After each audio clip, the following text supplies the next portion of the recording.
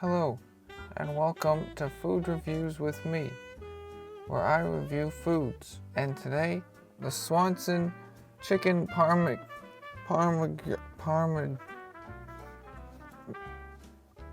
Now, before I even open this up, I've noticed one thing.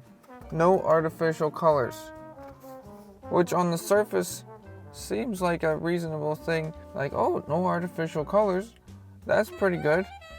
Right? Well, the thing that it makes me think is everything else is fake. Why would you be so proud of boasting that if there was anything else you could say was not artificial? I just want to let you know that I'm going into this whole thing a little bit skeptical just based off that one thing alone. Extremely hot right out of the box. Very, very, very hot. Another thing I noticed upon removing the film is this smells eerily similar to the previous Swanson meal I had, which was, it was the ribs, and it seemed like they had some sort of a tomato sauce, like a spaghetti sauce, which is what I'm picking up from this one, which makes me wonder, did they mix up the sauce? Did they put the sauce that was supposed to go in this meal in the ribs meal? I don't know. It does seem a little more fitting for this meal, seeing as there's some pasta in here, there's chicken, and then there's some vegetables, and of course the brownie. This meal was actually a little bit more difficult to prepare. As you can see, the piece of the chicken on the bottom there, that was originally one piece of chicken, and I was instructed to cut it in half and move them around a little bit after being in the microwave for a few minutes, and then put it back in the microwave. So there's a few extra steps. So if it sounds a little too complicated for you, maybe this one is one you should skip getting in favor of one with a little more simple instructions. I was able to figure it out after a minute or two, so if I can do it, you might be able to do it as well. But if you can't, there are other options where the instructions are a little less rigorous than this one. Cut a little piece of chicken off of here.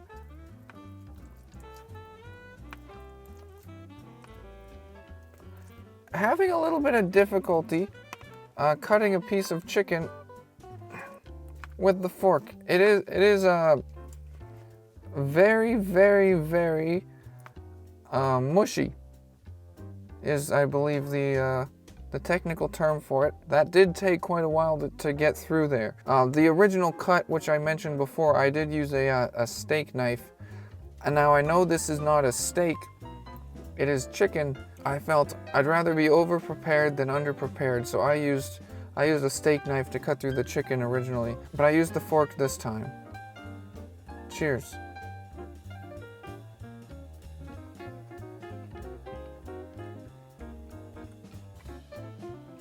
Now the chicken tastes quite nice, but I'm getting this pasty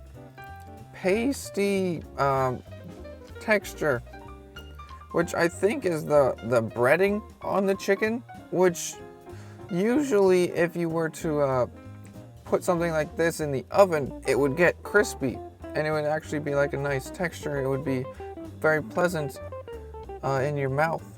But in the case where you prepare this in the microwave, it doesn't get crispy. It gets mushy, which might be nice, might be favorable for some people. I would rather have the crispy variety, but the taste is good. Getting the tomato, getting the chicken, a little bit of the cheese. Let's try some of the pasta here. We got some noodles. We had some noodles.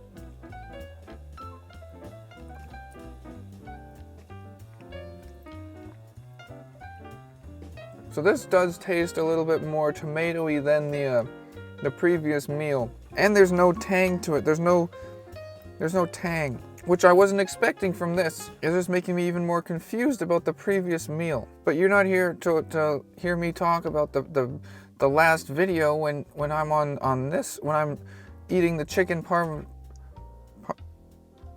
this one. Now, one other thing of note is a lot of these flavors are very, very similar. There's the tomato sauce in here.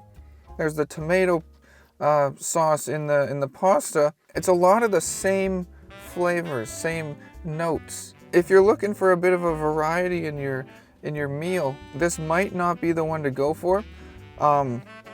Something else I've noticed is these vegetables here.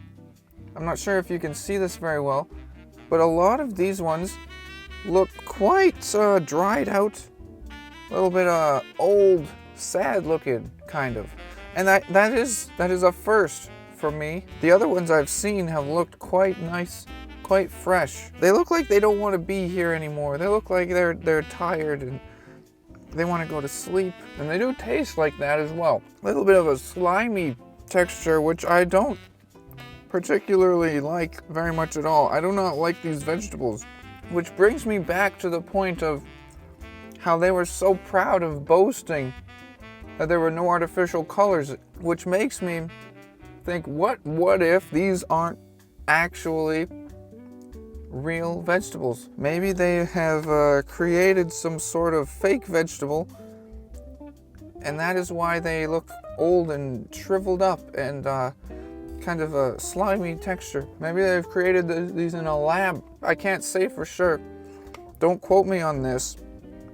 It's just the first thoughts that have come into my head. But the chicken does taste good. I do like the chicken flavor. Just the textures on all of this, except for maybe the pasta. Yeah, the textures they just seem off. I think I'm ready for a little bit of dessert. It does seem a little tougher than the other brownies I've had in the past. A little bit of a heavier brownie. Now, I'm not sure if that's intentional or if somebody messed up the formula on this particular meal. But the flavor's there. It does taste like brownie. I mean, the chocolate flavor isn't as strong as I would have liked, but you can definitely tell that they were trying to make it taste like a brownie. And it does taste like a brownie with like half the chocolate in it. But I think overall, my official rating for the Swanson chicken Parmigiana.